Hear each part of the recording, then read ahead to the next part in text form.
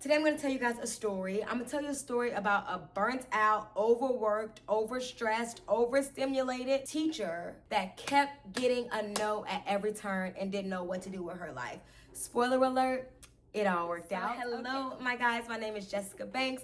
I am so excited to talk about this video. I am that person, if you haven't picked it up by now. I was that teacher. I had a 9 to 5, or I guess it was a 7 to 3. I was always burnt out. I was always stressed. I was always tired, exhausted, no energy, and honestly felt super undervalued.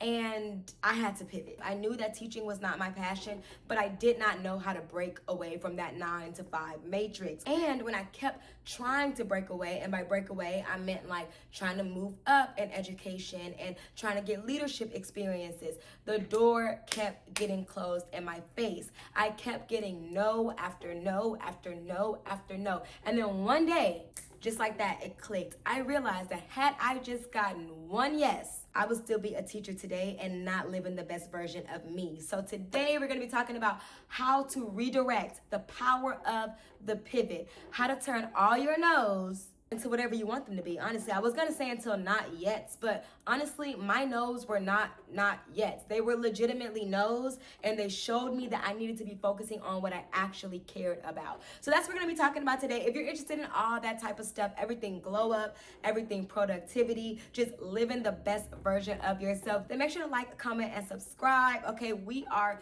a tribe, a community here, and I would love to have you. So anyway, let's get right into the video. All right, so imagine this. I'm a high school health and sex ed teacher, and y'all, that's like real life. I taught health and sex ed, and y'all can imagine in this big year of 2025 what that was like for me, okay? And so underpaid, of course, because that's not unique to me. That's all teachers. Overworked, stressed, didn't know what to do. Very quickly on, I realized that I had so much more to offer than just simply being in the classroom. I have a double master's degree, one in educational leadership. I am a yoga instructor. Okay, I promise I can speak English too. I'm a yoga instructor, and also I am a social emotional learner facilitator. So I was like, you know what? I got a lot of extra letters behind my name. I have a lot of experience. Maybe since I'm so burnt out in the classroom, I need to move up. So I applied for the job, a little teacher specialist job. All you need is 3 to 5 years in a classroom, and a master's degree is recommended but not mandatory. Now I got 2 of them, so I'm like, it should be no issues, y'all. When I tell you, everywhere I turned, I gotta know. Matter of fact, this was like my flop era. Like, I did not know how to navigate that era in my life because I had never been told no. I mean, honestly, like, I'm not trying to sound facetious or bratty, but real talk, y'all, I had literally never been told no that many times in my life. And every time I tried to move up at my job or in the district, it was always, not yet, we want someone with the experience, or blah, blah, blah, blah, blah. And I realized, why am I asking somebody else for permission to level up in my own life? Like, girl, hello, are you okay?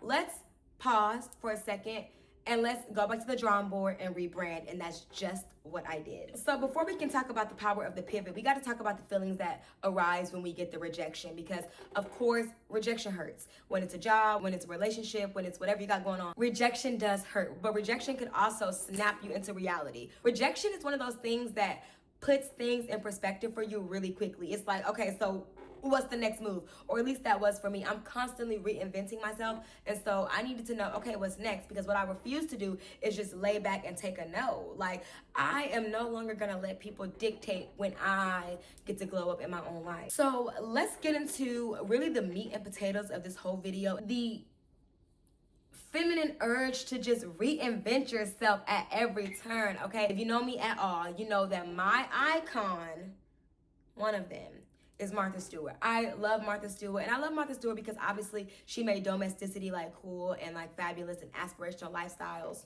all of that. But I really love Martha Stewart because, baby, she is the queen of the pivot. If y'all don't know, first she was just some random farm girl in the middle of somewhere. Then she became a supermodel, immediately became one of the highest paid supermodels in her little town or whatever, because she actually was a babe, okay? After supermodel, she became $1 million stockbroker, y'all. She was literally out there slanging investments and stocks for people and doing all the things, literally worth multi-millions. Then she made some bad investments or whatnot, and decided to become the Martha Stewart that we know, the Martha Stewart of domesticity. And then she went to prison and rebranded once again. And now she is literally 75. I don't know how old Martha Stewart. Let me see. How old is Martha Stewart? Hold on, y'all, because how old is Martha Stewart? Martha Stewart is 83 years old, still extremely relevant because she has mastered the power of the pivot. Matter of fact, one of her quotes is, "The moment you stop evolving, you're dead." Or you're done, or something. Look it up. It's a great quote. So anyway, I stopped trying to force myself into places in which I was not valued, and I created my own space, okay? We always talk about creating your own tables. Like, y'all gotta really do that. Like, that is real life. So here are 3 ways, 3 tangible things you can do to master the power of the pivot. Number 1, the mindset. I stopped internalized no as failures. Like, y'all gotta stop that. Honestly, words are just words. Like, no's are not failures. They're simply redirections. They are low-key canon events that changes the trajectory of your whole life if you let it. So keep that in mind. Number 2, I utilize my skill set. You gotta use what you already got. Whatever that job, that relationship, that situation taught you, use those skill sets to leverage your marketability in other ways. So hear me out. I was a teacher. I was a teacher for, y'all, damn near a decade. I was a teacher. And so I had amazing orator skills. Like, I can talk in front of bored teenagers all day. I can make health and sex interesting. I can form relationships. I can finesse a boring subject and make you want to engage. These are tangible skills that I gained from the classroom. And using those skills allow me to pivot as a full-time content creator. And so that's really exciting. Use what you got to get what you want, or whatever old girl said on Players Club. Y'all know the vibes, okay? Use the skills that you have obtained from whatever undesirable situation you're in and make those skills work for a more desirable situation. And lastly, visibility. Stop shrinking yourself to make yourself more palpable for somebody else. Respectfully, they can choke. I stopped hiding.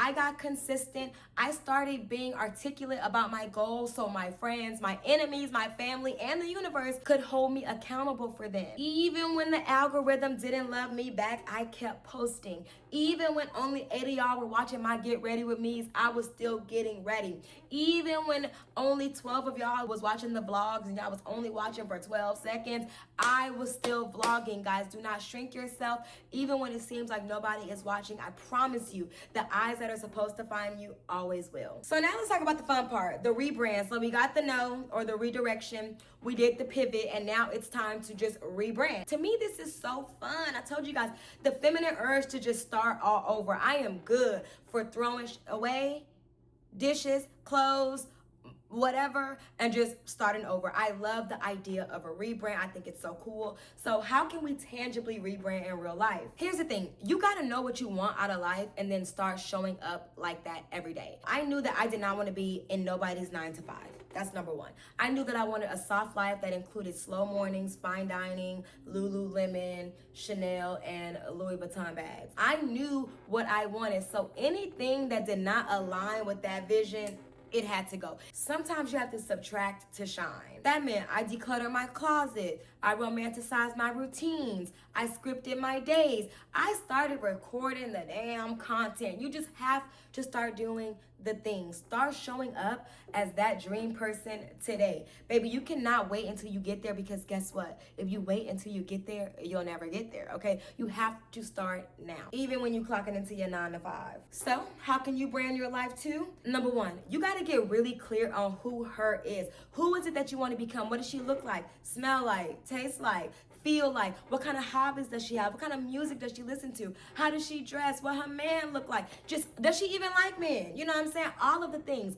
Get super clear about what becoming her really means. Next, audit, audit, audit. You gotta audit your life, and anything in your life that does not align with that vision, it gotta go. And I'm telling you, you gotta be cut throat, okay? The Godfather in this bitch.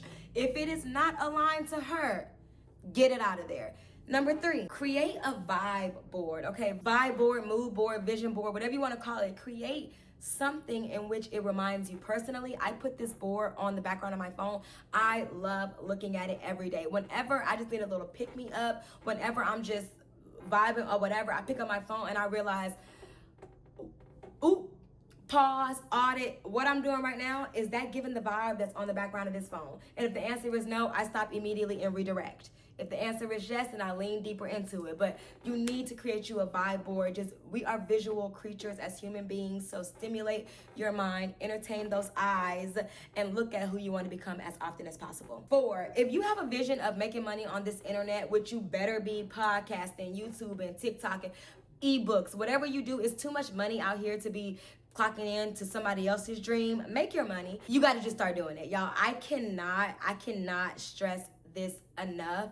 Just start. Pick one platform and just start showing up. If it's YouTube, lock in. If it's TikTok, you got it. If it's Twitch, Twitch away. If it's OF, be the best at it. Whatever it is, lock in and make it happen for you. Number 5, make tiny atomic changes. I don't know if you read the book Atomic Habits by James Clear, but it is literally every It Girl's book. You need to read it. And it talks about when you make small atomic changes. Atoms, atomic is like the small makeups of who we are as human beings. Anyway, if you make small atomic changes every day, your life will change, period. It just is what it is. It's science. I didn't make the rules.